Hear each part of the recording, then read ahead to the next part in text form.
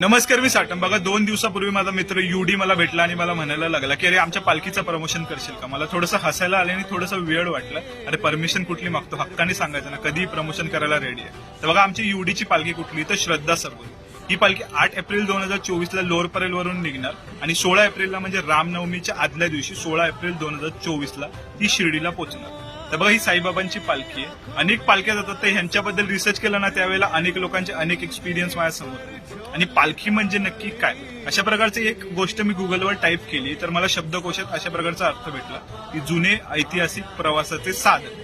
मला थोडंसं हसायला आलं, कारण बघा कसं माहितीये का, ही पालखी साधी सुधी नसते. यामधनं भगवंतांना घेऊन जातात ही लोक. वर्षभराने ही लोक तयारी करत असतात. खास करून युडीच सांगायचं झालं ना, तर पालखी म्हटलं त्याच्या चेहऱ्यावर ना वेगळ्याच प्रकारची ऊर्जा येते आणि एक वेगळ्याच प्रकारचा आनंद त्याच्या मनामध्ये असतो, असं मला तरी जाणवतं. तर बघा, पालखीबद्दल सांगायचं झालं ना, तर ह्या पालख्या आहेत ना 3 शब्दांवर बेस आहेत. ते म्हणजे श्रद्धा, सबुरी आणि समाधान.